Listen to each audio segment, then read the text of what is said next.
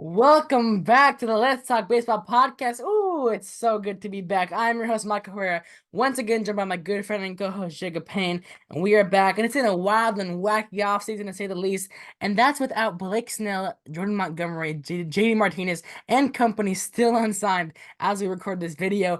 We're going to start our 2024 preseason power rankings. We're really excited to get back in the swing of things. I have a Dodgers Fest vlog coming out soon once I get all the files transferred to my computer so that way I can edit and push that out to you guys. And I'm really excited for what we have in store this year.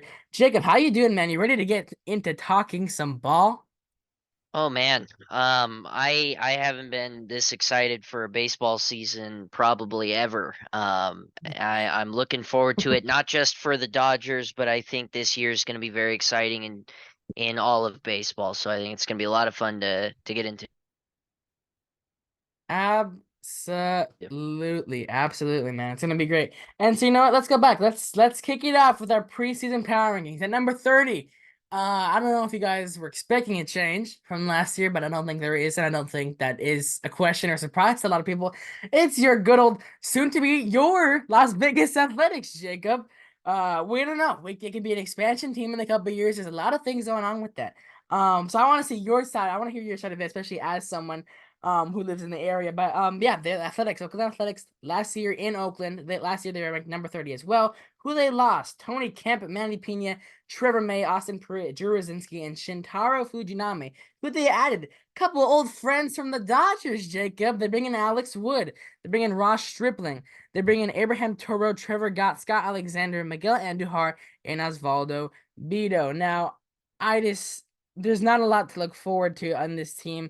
Some names to keep track of. Obviously, you got Ryan Noda, former Dodger, Rule 5 pick that they got, who is really good, solid for them last year. What can he do? Can Zach Giloff continue to be the stud that we saw last year in a little snippet?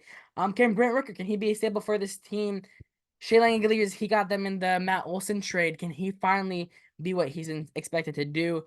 And again, not a lot of these guys are just like there's not sorry for that. There's not a lot to look forward to this team, really. If you're a fan, obviously you don't want them to go to Oakland. Um, and you want to win, but at the same time, it's just what can you expect from this team, man? I mean, your lineup is Ryan Noda, Zach Geloff, Brett Rooker, Seth Brown, Shea Langeliers, JJ Bleday, Sarah Reese, Abraham Toro, and Nick Allen. And if you haven't heard any of these guys, that's kind of the point that we're trying to make. The A's, they bring in a few guys, but it's not enough to where you're even close to a winning product. And I don't know, man. I feel like we could quickly go over this team's not gonna be good. There are some storylines to follow. Of course, Daryl Hernandez, the guy on a trade with the Orioles. A lot of people are looking at him to be the starting shortstop. Let's see how he progresses through spring training and how he does and if he earns that job. But just I don't know, man. They're moving Mason Miller, a guy who shined last year when he was healthy, to the bullpen and be their closer to keep him healthy. I think that's a great move for them.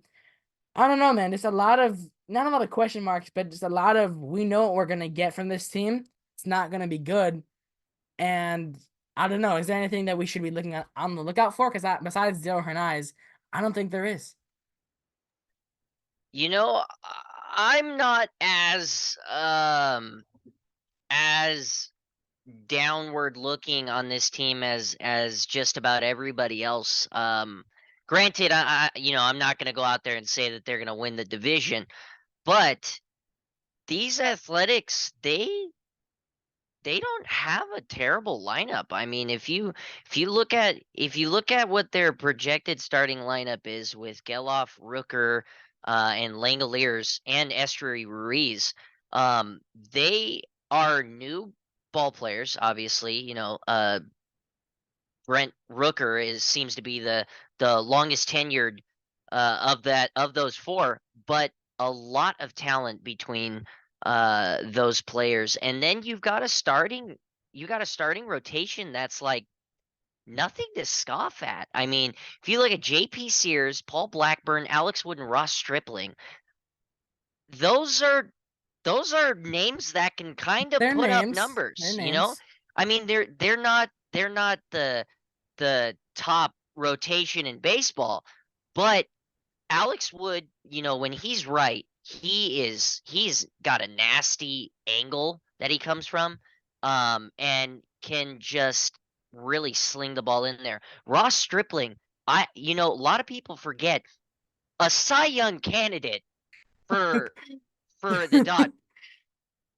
His iconic He has no had hit bid in some his first playing career time. start. But Yeah, yeah. yeah. I mean, he's a pitcher that if you get right can be the ace of your squad realistically. And JP Sears, he is really starting to come into his own.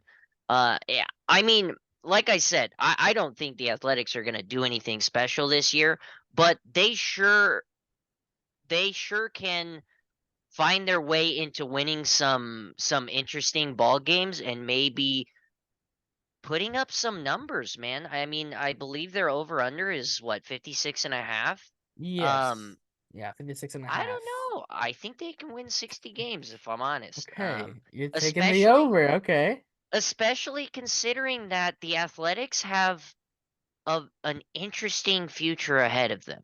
It's not it's not paved in gold quite yet, but it is interesting to look forward and see what is in store for them. I like the additions that they've made.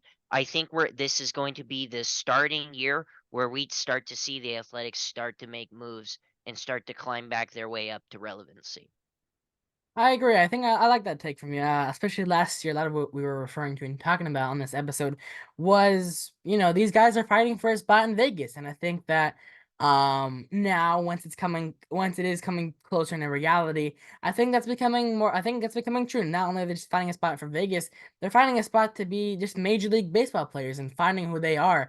And I think if they can do that, and these guys slug, and these guys are the real deal, and Soderstrom and Langeliers and Geloff and Noda and all these guys and Ruiz and all these guys can pop off and show that whether they are. Then when they get to Vegas and they keep bringing in guys, maybe they can have a winning product first year. Would that be something? Um, I I mean 56 just seems too low. Where I want to take the over. I do. I just can't. Just knowing who this team is. I mean, I like their moves. Maybe they can do something. Maybe they can prove me wrong. But I think I just have to go with the under here. A's, go ahead and prove me wrong. Do what you need to do. Let's have one good year at the Coliseum, man. If you don't extend that lease, I want to see what they do. You might see me at a game this year at the Dodgers are, visiting the Coliseum for the last time. So you never know. But yeah, man, I think there's some things to look out for this team. There's some things to not look forward to. Um, yeah. Congrats on a retirement, Trevor May. Final notes on the Oakland Athletics. The 29th ranked team, they dropped quite a bit, and it's just kind of hard to look at this team and just think of them as a team and what are you doing. Their big free agent acquisition has had some very, very upsetting quotes to their fan base, and I feel that hasn't been enough of a giveaway. Your 29th ranked team for the Let's Talk Whistle podcast is the Colorado Rockies. Of course, last year they were ranked 25. They dropped 4 spots. Who they lost as a team? They lose Chase Anderson, Brent Suter, and Chris Flexen. They're bringing some guys. They're bringing Jalen Beeks from the Rays, and hey, if you're a Rays guy and you go somewhere else, you're set up. You might be set up for success. Look at Robert Stevenson in the back he got this year with the Angels. You bring in Dakota Hudson. You bring back Sam Hilliard after going through some waivers from the Braves to the O's. And you bring in old Pirates and Marlins guy Jacob Stallings to be a backup catcher to Elias Diaz. Hey, maybe he can work with that pitching staff. See what they can do in obviously Coors Field, which has not been pretty for pitchers in the past. Um, I don't know, man. I feel like I just don't know. I saw there's like things where like you want to like say this maybe can be a team, and then there's points where it's just like, what are we doing? I mean, Charlie Blackman, you know what he's gonna give you. He's been your guy. He can go ahead and do that. Chris Bryant, he's slotted as your first baseman right now. They also lost CJ Cron. I completely forgot about that. They also lost CJ Cron. Um, Chris Bryant. He's their first baseman batting in the 2 hole. He's had some very upsetting quotes at FanFest, not seem like the most energetic guy. And I don't know if it was on a podcast on Foul Territory or an article or something, But he straight up said, "Yeah, I should have looked into their future prospects more and where they're at," which basically says that he, to an extent, regrets signing with the Rockies. I don't know, man. I don't know how you take that. There are look reasons to look forward to this team. Obviously, you got guys like Elias Diaz, who was the All Star last year. Nolan Jones, who had an incredible season. Guardians are kicking themselves in the foot for that one, man, because that was a great trade for the Rockies. The Brendan Rodgers, can he finally be healthy and put up the numbers we've seen him and projected for him to do? Ryan McMahon, can he kind of stray away from the strikeout numbers and be something for them? Then they got Ezekiel Tovar. Can he ball out? He's supposed to be their shortstop of the future. Brenton Doyle, a defensive wizard. I don't know, man. I mean, look at the rotation again, and right now on Fangraphs, they're all projected to have an above 5 ERA. And you could blame that on Coors. You could blame that on and you also couldn't blame that on Coors, man. You have some guys on the injured list to start the year. German Marquez and Antonio Senzatella and Lucas Gilbert all recovering from Tommy John. Daniel Bard, who recently had a knee surgery. He was a staple of your bullpen a couple years ago and still really now, to where it's just you're looking at a Rockies team, and if you're a Rockies fan, like I'm trying to look at this from the fan perspective and be like, what are we doing? We have guys who could be something. Kyle Freeland got the extension. Kyle Quantrill was a pivotal guy for the Guardians organization at one point. Austin Gomber, he was supposed to be the guy for Arenado. Ryan Feltner, he's supposed to be a guy their prospect. And Dakota Hudson, can they tap into something? No one on their pitching staff currently on Fangraphs is projected for an ERA under 4. Their lowest right now, I believe, is a 4.54 from Justin Lawrence, their supposed closer. I don't know, man. And maybe the offense can put something together. Obviously, a lot of people say best defense, more offense, usually for other sports. But I don't know if you can say this about this team, man, that is just projected to be at the bottom of a bunch of offensive categories. There's not a lot of improvement. I think that's just what I'm trying to get at. There's not a lot of improvement that I'm seeing on this roster. I don't know, man. If you can perceive me a different way, what do you think? I'm not seeing sunshine and rainbows for this team in the future. Yeah, I mean, I agree with you, and it's unfortunate because if you look at their lineup, it's not a bad lineup by any means. It's not. It really isn't. You have Blackman, Bryant, Jones, Rogers, McMahon, Elias Diaz, like you said, all-star catcher. I believe he was the one that hit the home run that Yep, won I the think won that's the what they said. NL, the All-Star game. Realistically, this lineup really should be a solid lineup. I mean, top to bottom, it's nothing to scoff at. Certainly not one of the worst in baseball. At least it shouldn't be. Now, whether or not it's going to work out that way, is to be seen. But you would figure at least at home games, this lineup should be able to put up a couple, you know, a couple dudes with 20 plus home runs. That being said, their biggest glaring issues, which we can very well tell, is their pitching. Um, that's just a no doubter.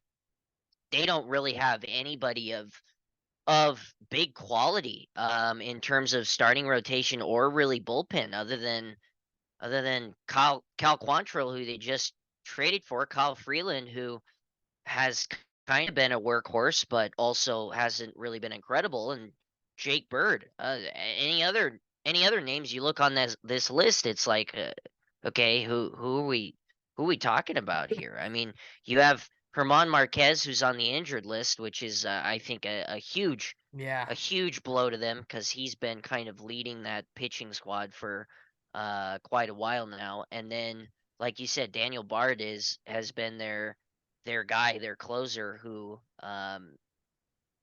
is going to start off the year on the injured list. So we'll see how that works out. But yeah, I mean, it's just it's not a special team in my opinion. I almost want to slot them below the Athletics because I don't see this team. I don't see a vision for this team. At least Yeah. with the Athletics, like I can, whether it's copium or not, I can kind of convince myself that the Athletics are trying to go for Something. investments into their future, yeah.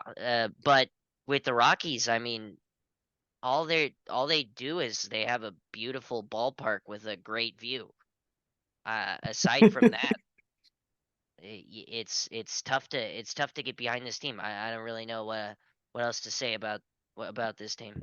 Yeah, I gotta agree with you there. The over-under is at 60.5. That's their line. Again, like you think just you think like it can't be this low. It can't get worse. Again, like I don't know. Maybe the offense balls out and some of the pitchers figure something out, but without some of the guys that have been there to carry that pitching staff, I'm gonna take the under. I believe they were at 100 losses last year, if I'm not mistaken. Um, yeah, man, I don't see a lot of positives for this team. And hey, maybe they prove us wrong. Maybe they prove us wrong, but I don't think they do. They had 59, yeah, they had 59 wins and 103 losses. Yeah, I'm taking the under. What about you?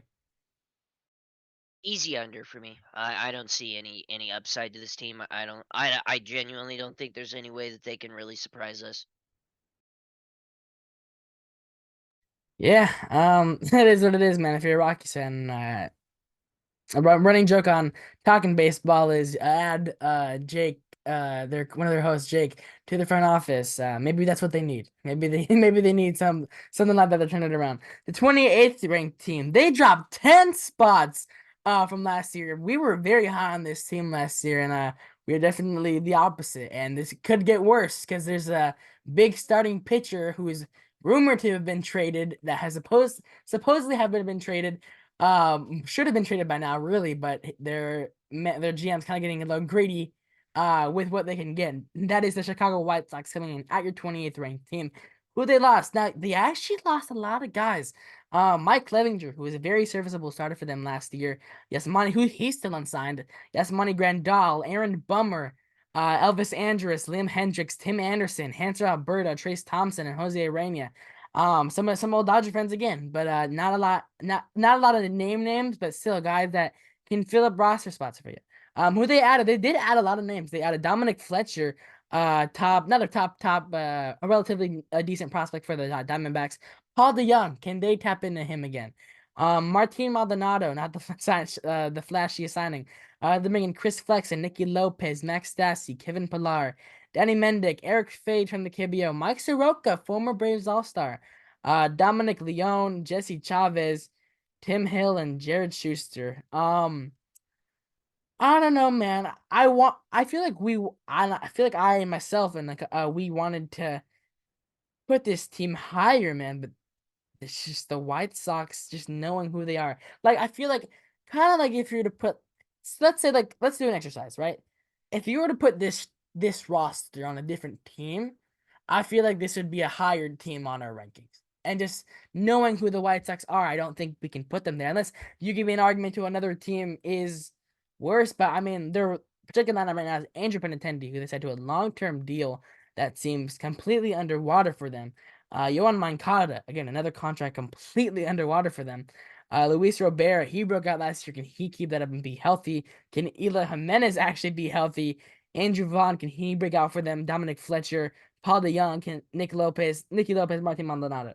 I mean, you have a solid top four in your lineup to where if at their best, these guys can be all stars and be really good guys for your team. Really five, really. Andrew Vaughn is one of their highly touted guys in this team. Uh, round one overall pick three, overall third pick in the draft at one point.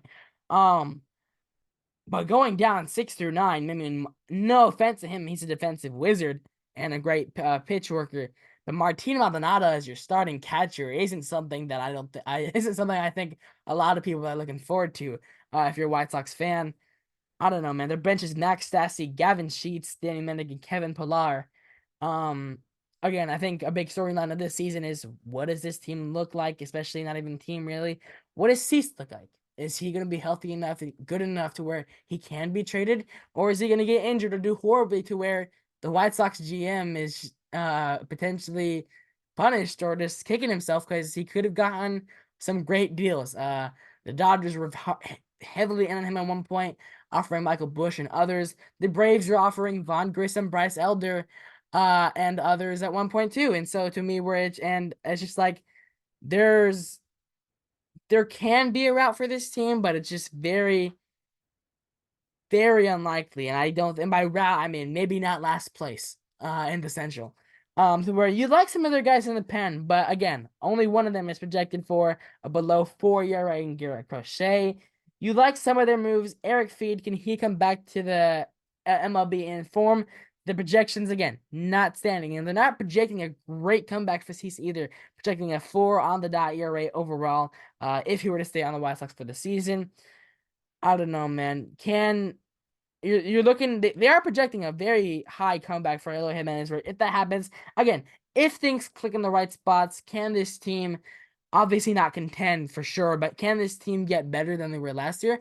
I think so, and I think besides the Rockies and obviously the Athletics who can get better, I think this is the first true team where we're looking at we're like, okay, maybe there is some sunshine at the end of the maybe there's a rainbow at the end of the storm to where maybe you can look forward to something.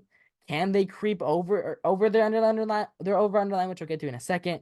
I don't know. I mean, I'm not expecting special things from this team.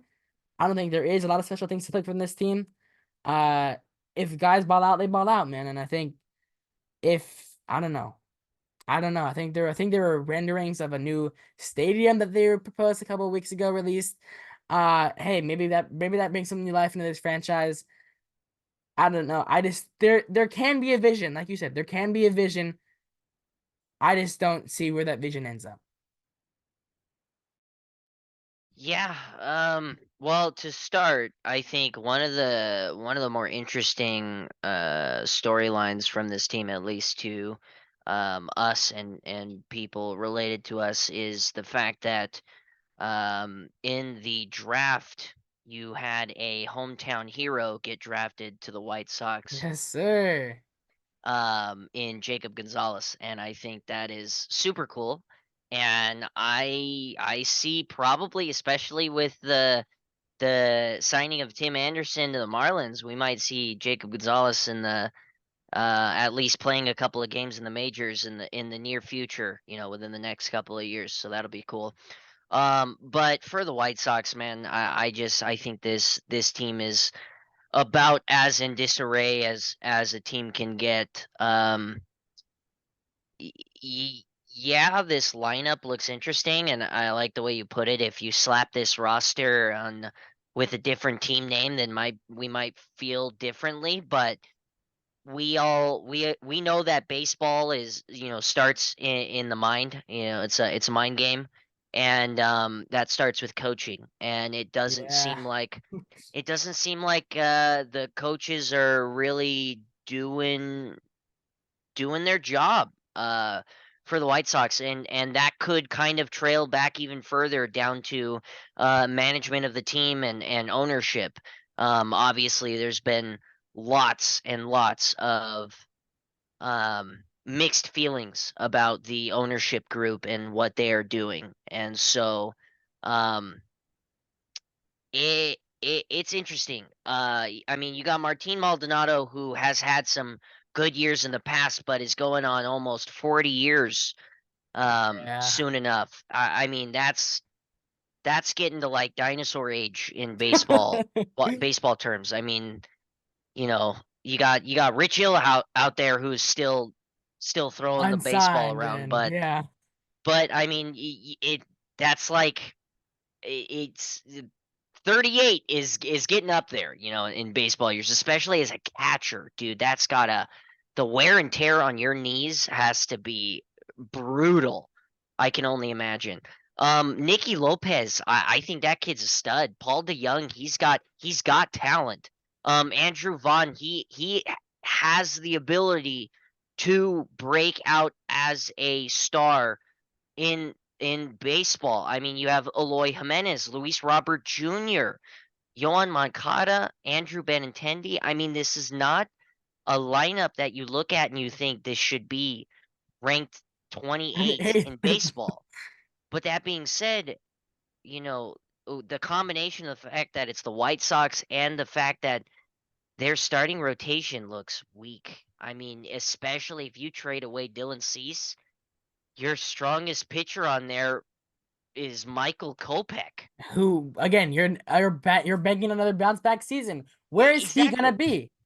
be? We've seen times where Michael Kopech has put up some insane numbers and looks really, really hard to hit.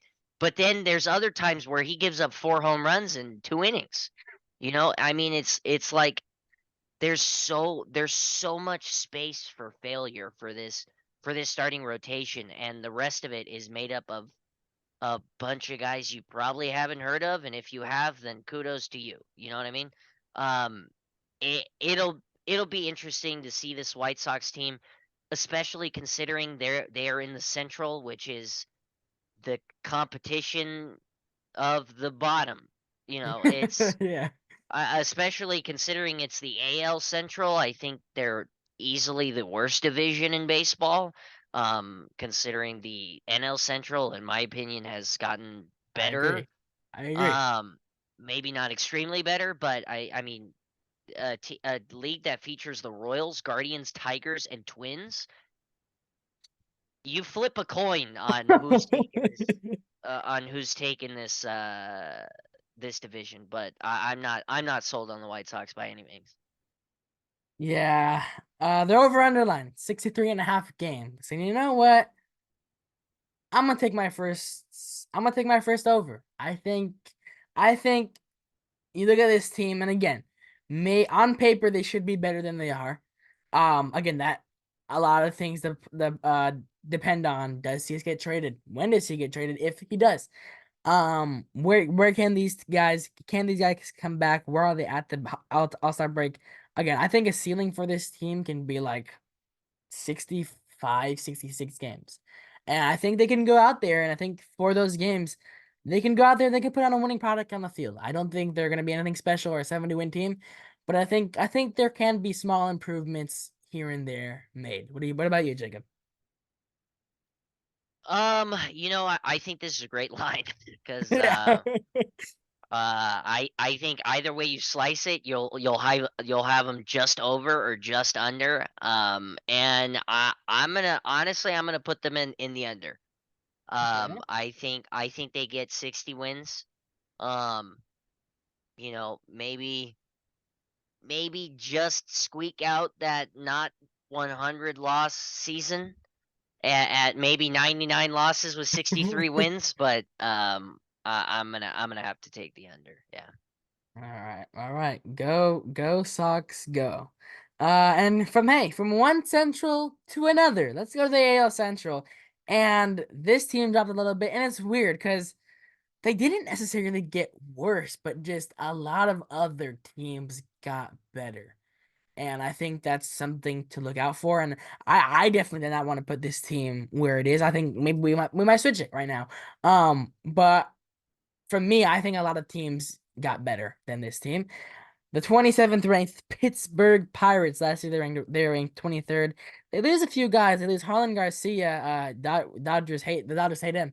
Dodger fans, you know him. Vince Velasquez they lose. Alfonso Rivas they lose. Miguel Andujar, Osvaldo Bido, and if I butcher this, I'm sorry. Tucupita Marcano, who they lost to the Padres, which they traded from, and that's who they traded with the game in the first place. He was supposed to be a guy for them. And who they added though? They bring in my guy, Rowdy Tellez. Yeah, I love to see that. Edward Olivares in a trade. Aroldis Chapman, Martin Perez, Yasmani Grandal, and Marco Gonzalez. I don't know, man. Like I said, I feel like this you don't want to put this team here. Maybe we move him.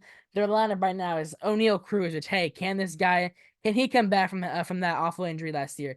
Brian Reynolds, can he do Brian Reynolds stuff? Brian Hayes, man, I love this guy. I thought he was 2021. I was like, what is the hype around this kid? I started watching some of his highlights, and last year he had a really great offensive year for them. To where I'm really liking that top three. Andrew McCutcheon sitting on 299 homers, I believe. If he gets to 300, which I think he should, that is awesome for them. Then you got Jack Sawinski, Henry Davis, Rowdy Tellez, Edward Olivares, and Yover Peguero. And hey, a lot of these guys are only two of these guys are projected for sluggings under 400, which is something you like to see. And I think a lot of the questions around this team was going to be the catching situation. And Henry Davis has been balling out over the past week for the Pittsburgh Pirates in spring training. I think he hit a homer today on highlight ways, which good for him, man, because he was a question where there were a lot of people were saying, are they going to put this guy in the outfield? Which you don't know. Their bench, Connor Joe, Jared Triolo, G1 Bay, and of course, Yasmani Grandal. They recently do sign Mitch Keller to that extension. Good for him. He definitely deserves it. All-star last year. Their rotation: Mitch Keller, Martin Perez, Marco Gonzalez, Luis Ortiz, and Roansy Contreras. Their bullpen: David Bednar, who I've heard has been dealing with, I believe it was oblique or something in the leg tightness. Aroldis Chapman, Colin Holderman, a couple other guys. Brent Honeywell can maybe get some starts. Bailey Falter can get in there. But a lot of guys injured, man. Elbow discomfort right now for Dari Moreta, who is one of their top relievers. You got Johan Oviedo, who has TJ, couple among others, and you have Andy Rodriguez, another top catching prospect, who had UCL tendon surgery in early December. I don't know how long he's gonna be out, man. And I don't know. I feel like this team at a ceiling could be close to optimistic 80-win team. I think that could be their ceiling if a lot of things click for them. Because again, I'm not saying put this lineup on a different team and you're gonna like it, but I think there's things to like about this team and what this franchise is gonna go forward to. A big storyline, obviously, of the year. Can Paul Skeens come up? Is that something that's gonna happen? How does he progress? Obviously, there are a lot of people saying yes, bring Holiday and Skeens up and have these guys be on the opening day roster. There's a lot of guys who are saying no, wait them out. There's some guys saying not at all. They should let them have 1 year in the minors to figure them out a little bit. I don't know, man. I feel like there are a few questions. Obviously, there's a big shortstop and second base like gap right now or hold up right now. I mean, you got have Nick Gonzalez still there. I believe Yover Peguero. I don't know, man. I like this team, and again, it hurts me to say maybe we do move it. Maybe we do move these Pirates, but I don't know. I think a lot of teams got better, but I don't. That's nothing to bash on Pirates. I like some of their moves, man, and I think this is the first team where I'm truly like, I think at their peak, you can be really excited for what this team can be. Yeah, for starters, if you haven't heard the name Paul Skeens, get used to it because you'll probably be hearing him within the next couple of years. This guy has been touted as the next Otani. I believe he is supposed to, or I think from his point of view, he wants to go to just straight up pitching and not worry about hitting. But even if he does do that, he's an excellent stellar pitcher. Um, and we'll probably be seeing him within the next couple of years. Probably not even too long, depending on injuries and stuff. Might get to see him, within the next 2 years. Um, this lineup is interesting to say the least. Got a lot of young talent.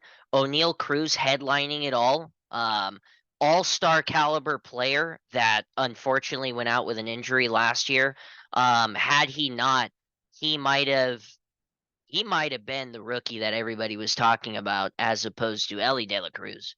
Um, this guy, I mean, he hits bombs. This guy is massive, dude. I Uh, believe he has the hardest hit ball of the Statcast era. Don't get me wrong about that. I think he does. he he makes other tall people look small. I mean, this kid is he's a big, big kid. Um, Drafted by the Dodgers, ended up getting traded. We'll see if that comes back to bite us, but he could be a serious talent. Then you got Brian Reynolds, Key Brian Hayes. I mean that is a pretty half decent, top three if I'm honest. I mean, You could be you doing a lot worse. you get those top three right there at their best. That is solid. I mean, you have O'Neal Cruz who could slug with the best of them. Brian Reynolds, who's known to be a great contact average guy, and Key Brian Hayes, who is really starting to come into his own. I mean, and then you have the kind of glue that holds it all together, and Andrew McCutcheon as this guy who just brings in so much wealth of knowledge to this team. I think is such a cool aspect of it. I mean, you got a bunch of young guys, and then and then Andrew McCutcheon, you know? Um, it's really great. And then you look at the starting rotation and with the addition of Martin Perez, I mean it's not a terrible rotation. It's by no means Yeah, a rotation that I'm gonna get excited about. I even feel a little bit stronger about the Athletics rotation than I would about this rotation. But you could do a lot worse. with the headliners of Mitch Keller and Martin Perez, I think they could do a lot of work with the other pitchers and hopefully try and pull them up alongside them. I think that'd be really interesting, especially with Martin Perez's 11 years of MLB service time. Um it it'll be interesting to see. And then their bullpen, I mean, I'm not sold on Aroldis Chapman coming back into form. I don't think that's going to happen. But if you have David Bednar at his best, you can pretty much lock things up at the ninth inning. Just get there. You know what I mean? Just get there by any means necessary. So it's an interesting team to say the least. I think the line is maybe a touch high.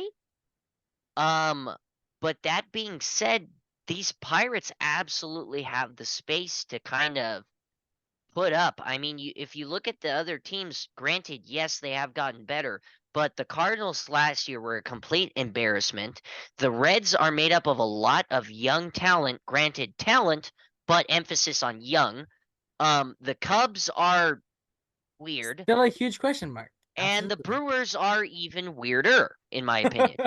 So I don't know. I mean, there's room for this team to make things interesting, but if we're being realistic, it's probably going to be another kind of lackadaisical, lackluster year for them. The best thing that can come from the Pirates this year is to really stretch out the rookies.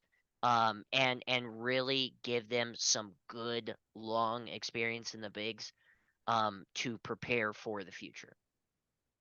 I think that is a great point to end off. Over underline 74.5, like you said. I believe what you were saying kind of goes to under. I'm gonna take the over, man.